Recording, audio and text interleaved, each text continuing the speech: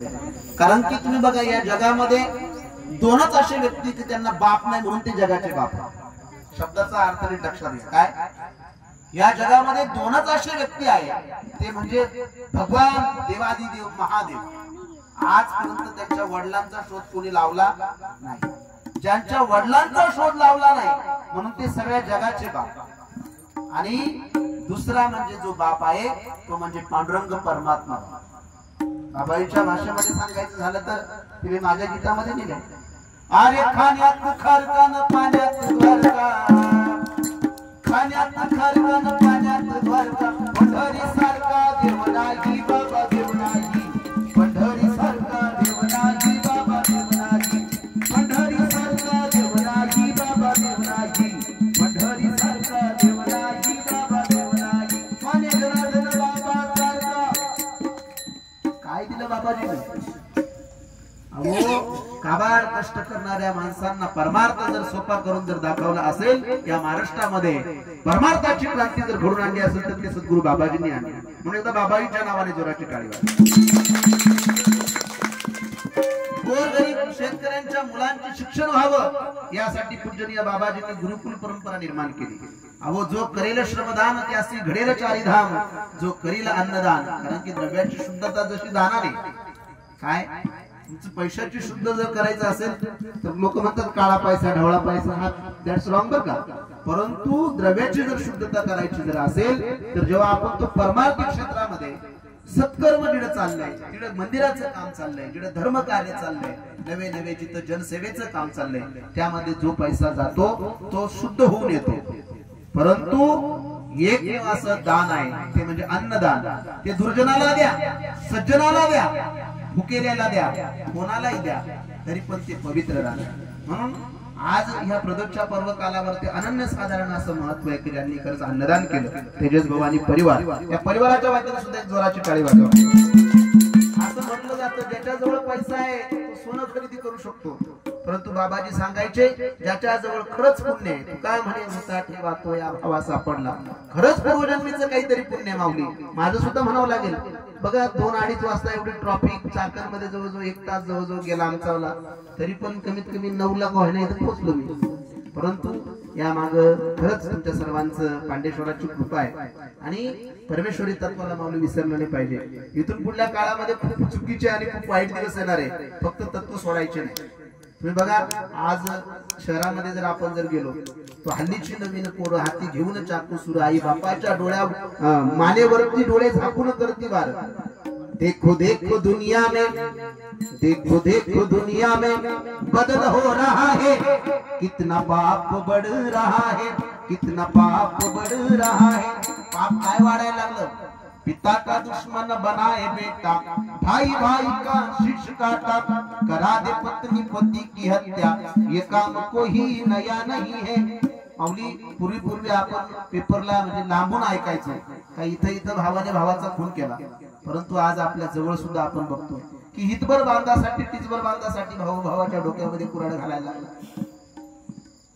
छोट्याशा स्वार्थासाठी बापाचा आणि मुलाचं पुढे वैर असतं का? परंतु या स्वार्थापायी, पैशापायी, सत्तेपायी किंवा त्या लालसेपायी आज मुलगा बापाचा वैरी झाला. आणि जी पती परमेश्वरी नांद तू सासरी गोड प्रेमाची खावणी भाकरी, हे तत्व ज्या आपल्या वाडवडिलांनी आपल्याला शिकवलं, तीच पत्नी आज पतीची हत्या करू लागली. याचं कारण काय माहिती का माऊली? कितना पाप बढ़ रहा है, कितना पाप बढ़ रहा है. परंतु हे जर संपूर्ण जर आपल्याला जर घालवायचं असेल तर यासाठी आपल्याला बाल गोपालांना संस्कार दिले पाहिजे. त्यांना तुम्ही गुरुकुलामध्ये घातलं पाहिजे. नाही गुरुकुलामध्ये जर तुमच्या मुलांना घालता आलं तर कमीत कमी पांडेश्वर महादेवाचं पवित्र मंदिर या ठिकाणी सुनील भाऊ आणि संपूर्ण परिवार किंवा त्यांचे सहकारी यांनी जे निर्माण केलं, इथं त्यांना विधीला पाठवा माऊली. इथून पुढल्या काळामध्ये जर बाल संस्कार जर नसतील तर खूप विचित्र पद्धत येणार आहे. एका बाजूला आईचा व्यवहार होईल आणि एका बाजूला बापाचा व्यवहार होईल. जरा टोकाचे पण समजून घ्या. काय बाल संस्कार देणं ही काळाची गरज आहे माऊली. आज 9वी-10वीचे मुलं सिगरेट ओढताना मी पुण्यामध्ये बघितले. अहो मुलं ओढतात त्याच्यात काय नवल? यत्र नार्यस्त पूजन्ते रमन्ते देवता, ज्या देशामध्ये स्त्रियांचा सन्मान होतो त्या देशामध्ये छत्रपती शिवाजी महाराज, कर्मवीर भाऊराव पाटील, गाडगे आबा, तुकडोजी बाबा, जनार्दन स्वामी जन्माला येतात. परंतु तीच एक माता जर आपल्या बालवयामध्ये जर सिगरेटचं सेवन करत असेल तर येणाऱ्या जगाला आई कुठून दाखवणार आपण? कारण की प्रत्येक जीवाला आणि देवाला सुद्धा जन्म घेण्यासाठी लागतं ते आईचं हृदय लागतं. कोणी म्हणतो कोणाचा देव वरून आला, कोणाचा देव खालून आला, पुढं नाही. कुठल्याही देवाला, कुठल्याही संताला, कुठल्याही तत्ववेत्याला जन्म घेण्यासाठी लागतं ते म्हणजे आईचं कुस लागतं. म्हणून यत्र नार्यस्त पूजन्ते रमन्ते देवता, ज्या देशामध्ये स्त्रियांचा सन्मान होतो त्या देशामध्ये साधू संत विचारवंत जन्माला येतात. परंतु त्या देशामध्ये स्त्रियांचा सन्मान होत नाही त्या देशामध्ये आतंकवादी जन्माला येतात. तुम्ही बघा, आज समजा युक्रेन आणि रशियामध्ये जे युद्ध चाललंय, हमास आणि इस्रायल मध्ये जे युद्ध चाललंय, याचं एकमेव कारण काय? त्यांच्याकडे व्यवहार नाही. व्यवहार न कळतो ज्याला परमार्थ कशाचा त्याला. माऊली, सेवकांचे युद्ध होत नाही.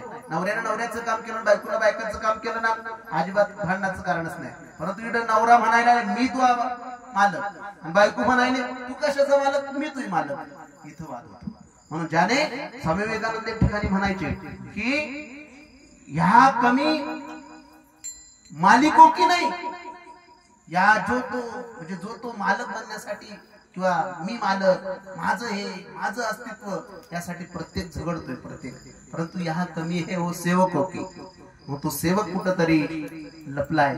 तो सेवक आपल्याला प्रत्येक घराघरामध्ये जागृत करायचा आहे. मग त्याच्यासाठी काय करायचंय?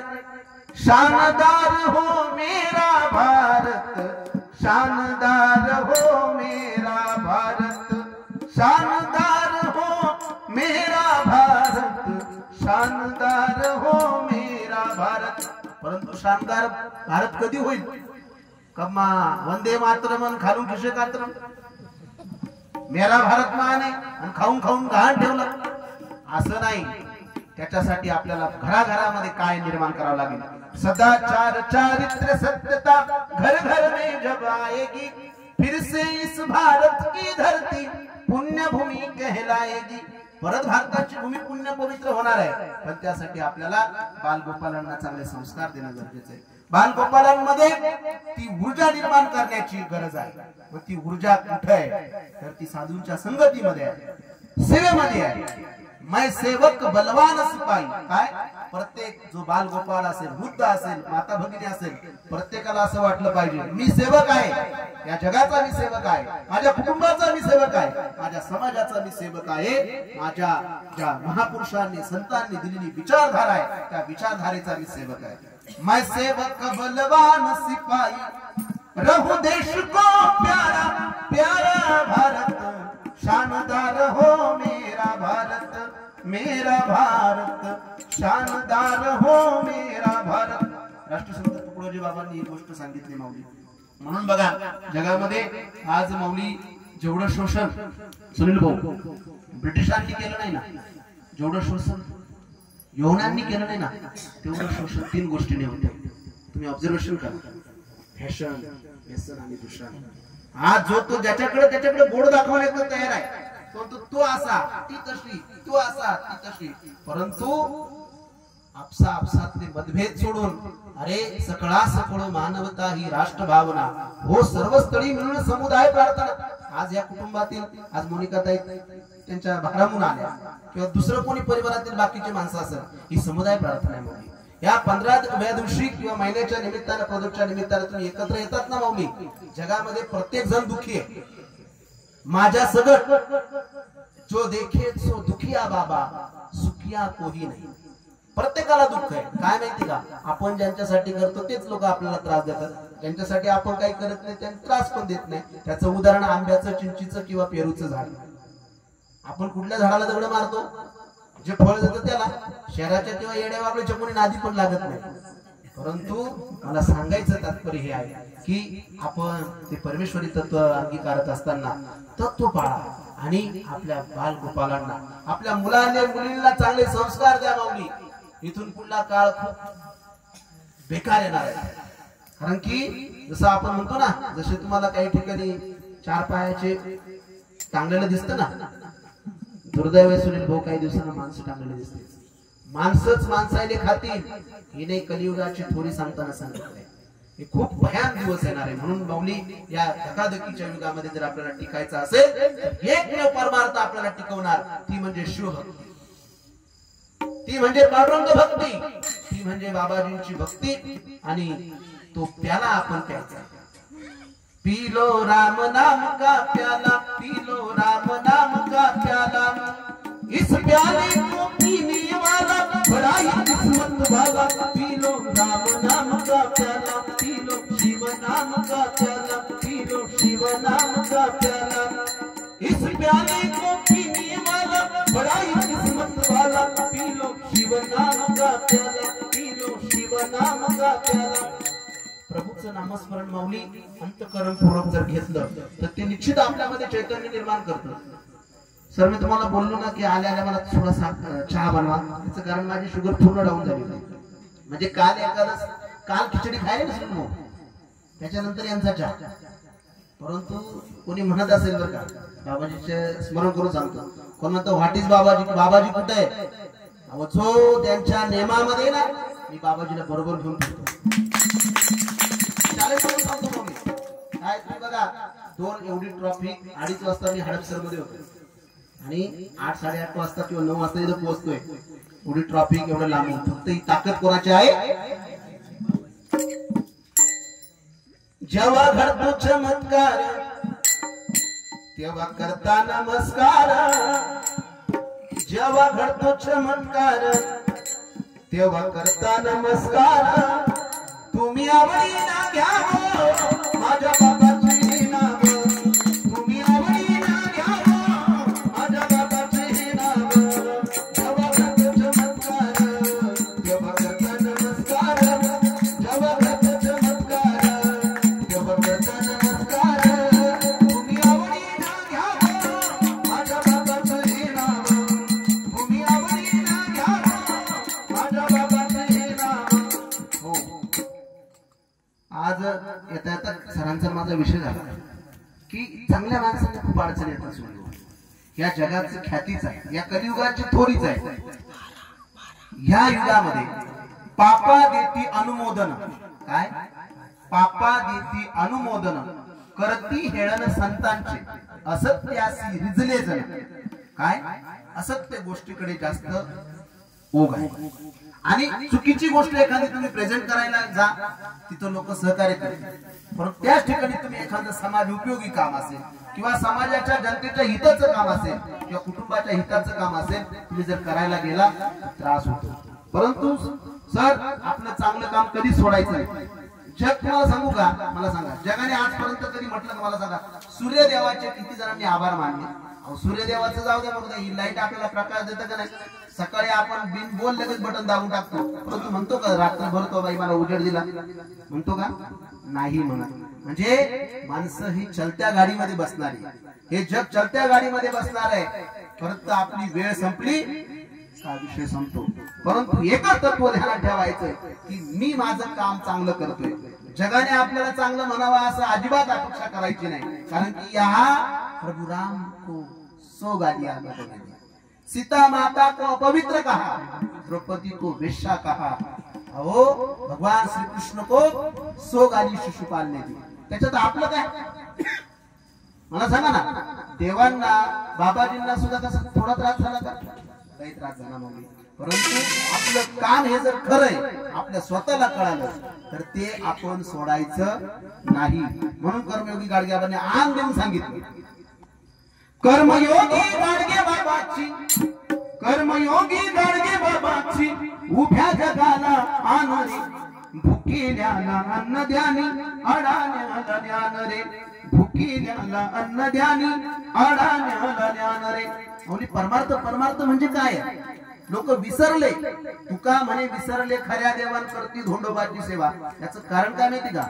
परमेश्वर तत्व हे व्यवहारामध्ये सत्य जर तुमच्या बरोबर असेल ना तर देव तुमच्या बरोबर राहील. परंतु असत्य जर तुमच्या बरोबर असेल, तुम्ही देवाला बोकंडी नाही, देवाला पार जवळ जरी ठेवलं तर देव पावणार नाही. म्हणून सत्य धर्माचं आचरण करणं, सत्याच्या वाटेवरती चालणं हा खरा परमार्थ आहे. कारण की तुकडोजी बाबांनी एक ठिकाणी म्हटलंय, सच्चा धर्म नहीं जाना तू मेरे भाई, सच्चा धर्म नहीं जाना. मग काय खरा धर्म आहे? पेड्यामध्ये आटा मिक्स करायचा हा धर्म आहे का?